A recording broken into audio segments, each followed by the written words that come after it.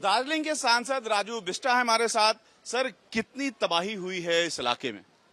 पहली बात तो पूरे सिक्किम, दार्जिलिंग, कालिम्पोंग को इस समय एक बहुत बड़ी जो है प्राकृतिक आपदा का सामना करना पड़ा है।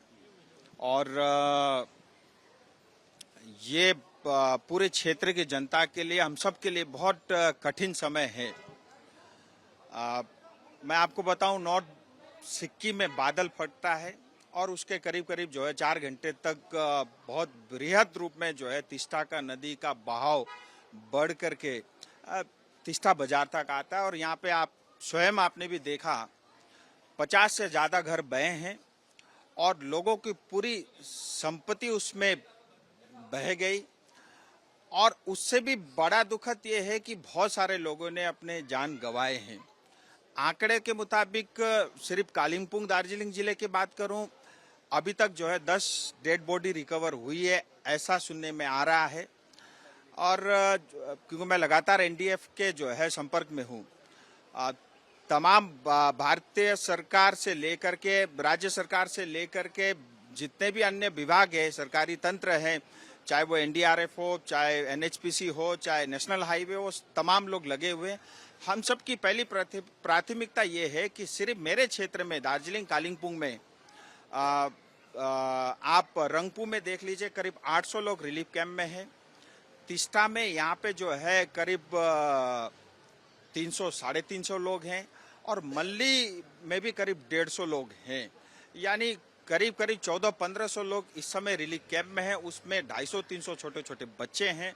हमारी प्राथमिकता ये है कि रिलीफ कैंप में उनको पूरा रिलीफ मिले, उनको दवाई पानी चिकित्सा से लेकर के भोजन, और क्योंकि कपड़े भी नहीं ला पाए वो घर से, इतना भी समय उनको नहीं मिला, तो वो बेसिक चीजें मिले।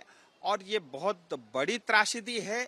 और केंद्र सरकार, राज्य सरकार को मिल करके, एक सांसद होने के नाते मैं दोनों सरकारों से अपील करता हूं, क्षेत्र की जनता त्रस्त है, दुखी है और एक बहुत बड़ी प्राकृतिक आपदा का सामना करा पड़ा है। मैं दोनों सरकारों से निवेदन करूंगा कि बेसिकली, विशेष करके ये जो तिस्ता नदी के पास जो जनसंख्या, जो लोग रहते हैं, इनका स्थायी समाधान करना बहुत अनिवार्य है। क्योंकि आए दिन इस तरह की बाढ़, ये स्थिति बनी रहती है, लोग अपने जान गंवाते हैं, घर और संपत्ति उनकी डूब जाती है। लोग अभी होंगे जिनका समाधान आप करने की बात कर रहे हैं, इनकी तादाद कितनी होगी? देखिए, आप अगर मतलब तादाद गिनेंगे तो पूरे जो है रंगपू से लेकर के जो पूरा सिंगतम, और वो तो चलिए सिक्किम का पार्ट हो गया, अगर मैं सिर्फ पश्चिम बंगाल की बात करूं, रंगपू से लेकर के काली झोड़ा तक बहुत बड़ी आबादी इस पूरे हाईवे में और तिस्ता में रहती है, लाखों की संख्या है। और उन सबका समाधान, और वो भी स्थायी करना बहुत आवश्यक है। बीच बीच में होते रहते हैं, एनएचपीसी कई लोगों को कंपनसेशन देती है, कुछ लोग शिफ्ट हो जाते हैं, और हमारे यहाँ पे भी कुछ लोग शिफ्ट हो जाते हैं, कुछ लोग नहीं होते। तो जनता को भी ये थोड़ा समझना होगा, क्योंकि आप जिस तरह की परिस्थिति में, जो सेंसिटिव जोन में हम रहते हैं, ये सेफ नहीं है कहीं से भी। और इसमें जब तक सरकार इन्वॉल्व नहीं होगी, क्योंकि इसमें राज्य सरकार का बड़ा रोल होगा, क्योंकि पश्चिम बंगाल की सरकार है, पश्चिम बंगाल में हम रहते हैं, और केंद्र सरकार को भी उसमें मदद करनी पड़ेगी। दोनों सरकार मिली तो ये जनता मुस्कुरा सकती है, नहीं तो आने वाले समय में और तकलीफें हमारी बढ़ेंगी। अगर ओवरऑल पिक्चर की बात करें, सिक्किम और पश्चिम बंगाल, क्या यहाँ से जो सिलीगुड़ी से होकर के सीधा रास्ता सिक्किम का जाता है, वो इस समय पूरी तरह बाधित है? देखिए, NH10 जो लाइफलाइन है कालिम्पोंग के लिए, तिस्ता के लिए और जो है सिक्किम के लिए, वो तो पूरी तरह ध्वस्त है।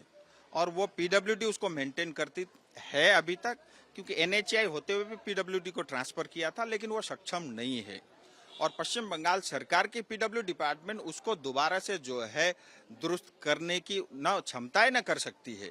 मेरी इमीडिएट मांग, आज ही मैं भारत सरकार से पत्रचार भी करूंगा, ये रहेगी, NH10 इमीडिएटली या तो बीआरओ को दे, या भारत सरकार अपने अधीन दोबारा से वापस अपने पास लेकर के उसको लाइफलाइन को जल्दी खोलने की, क्योंकि ये एक ही कनेक्टिविटी है जो अभी पूरी तरह ध्वस्त है। और यहाँ पे जो है कनेक्टिविटी का बहुत बड़ा जो है, मतलब एक चीजें देखने को मिल रहा है। लेकिन इस पूरी आपदा में सिक्किम को हम सब की सहानुभूति है पूरे दार्जिलिंग की जनता की। उनको बहुत ज़्यादा जो है नुकसान झेलना पड़ा है, क्योंकि परसों रात को 11:55 पे नॉर्थ बंगाल चुंगथुंग में पहला आईटीबीपी का पोस्ट उड़ा। 10 मिनट बाद पूरी डैम चुंगथुंग की उड़ गई और उसके बाद वो पानी आते आते 4-4.5 घंटे में जो है इस जगह तक पहुंची है। क्योंकि सिक्किम में चुंगथुंग में और सिंगतम जहाँ डैम है वहाँ पे लोगों के पास इतना समय नहीं मिला, उनको जानकारी भी नहीं थी, लेकिन हमें 4-4.5 घंटे मिल गए थे। तो जान माल का नुकसान जिस उसमें हो सकता था वो करने में कहीं ना कहीं हमें वो समय मिला। सिक्किम को बड़ा नुकसान हुआ है, हमारी तमाम लोगों की सहानुभूति उनके साथ। सिक्किम जाने का अब सिर्फ एक ही रास्ता लाभा होकर के है, कोई दूसरा रास्ता नहीं है, जिसकी वजह से वहां पर राशन वगैरह की भी दिक्कत होगी। देखिए, आज भारत देश में रहते हैं और ये भारत देश में कम से कम आज कहीं राशन पहुंचाने की या बिजली पहुंचाने की स्थिति नहीं आएगी। थोड़े समय के लिए रहता है, तो हमारे पास तमाम साधन है और ऐसा भी नहीं कि रोड लंबा है, 10-10 घंटे लग रहे हैं, 12-12 घंटे लग रहे हैं, घूम के जाना पड़ रहा है। जो पहले आप 2.5-3 घंटे में पहुंच जाते थे, वो तकलीफ जरूर है। लेकिन मैं ये कह रहा हूं कि ये प्राकृतिक आपदा है, इसमें किसी सरकार की चल नहीं सकती। अब जो भी है उसे मान करके हमको जल्दी से जल्द इससे आगे निकलने की आवश्यकता है। कैमरामैन सूरज के साथ रविकांत, एबीपी न्यूज, दार्जिलिंग।